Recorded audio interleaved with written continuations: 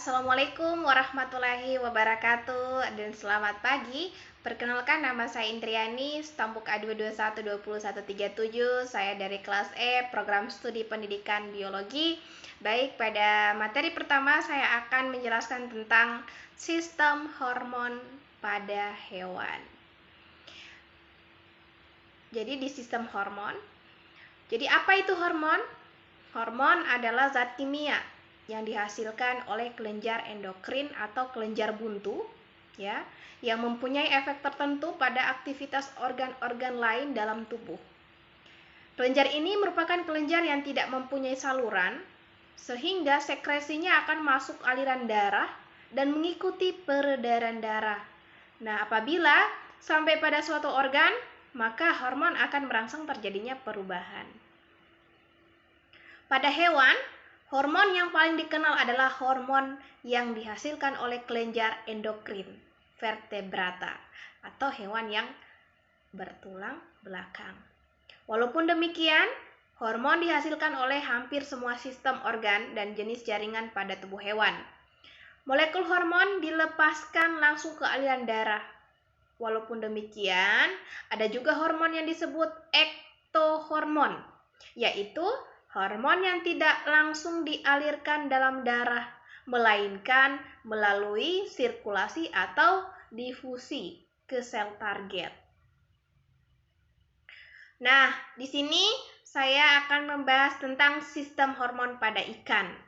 Jadi ikan memiliki beberapa kelenjar endokrin yang menghasilkan hormon, antara lain ada kelenjar pituitari, ya, ada kelenjar tiroid, ada kelenjar ginjal, gonad, pankreas, dan urofisis.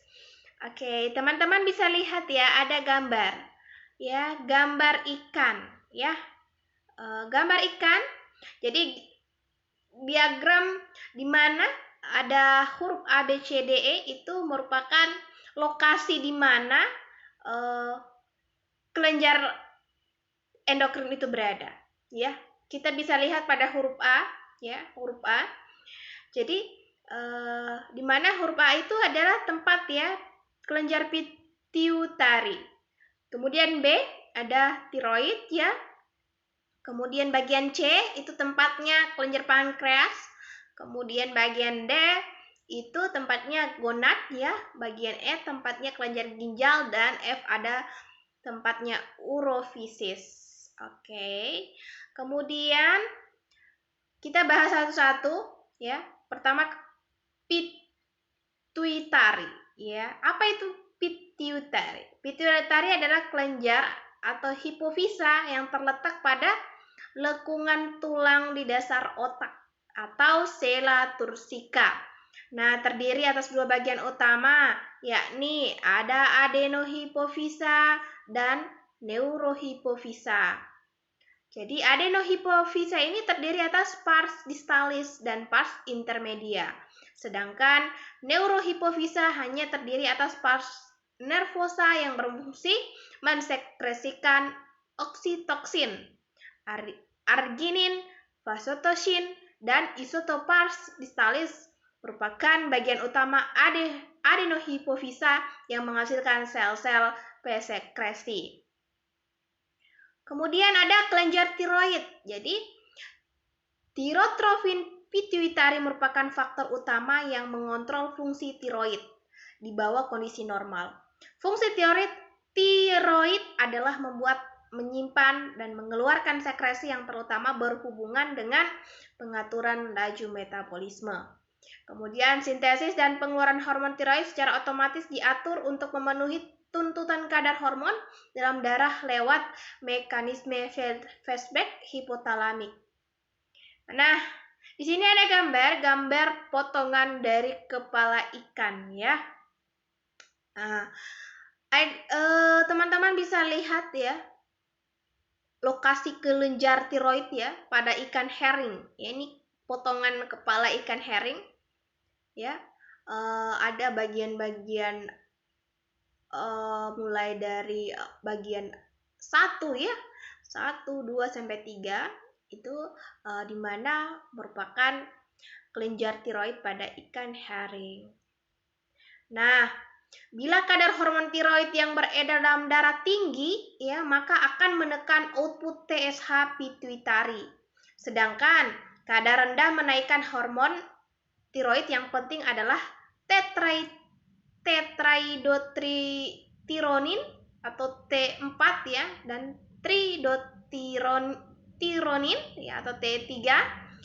Jadi hormon ini penting dalam pertumbuhan, ya, metamorfosis dan reproduksi. Secara spesifik, tiroksin menambah produksi energi dan konsumsi oksigen pada jaringan yang normal, mempunyai pengaruh anabolik dan katabolik terhadap protein, meningkatkan proses oksidasi dalam tubuh, mempercepat laju penyerapan monosakarida dan saluran pencernaan, meningkatkan glikonolisis hati, dan diduga mengontrol pelepasan somatotropin, karitotropin, dan gonadotropin dari hipofisis.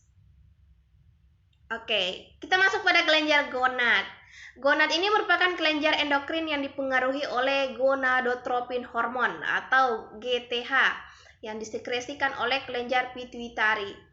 Meskipun gonadotropin tidak secara langsung mempengaruhi perkembangan telur atau sperma ikan, namun dia mempengaruhi sekresi estrogen oleh sel folikel telur dan androgen oleh jaringan testis.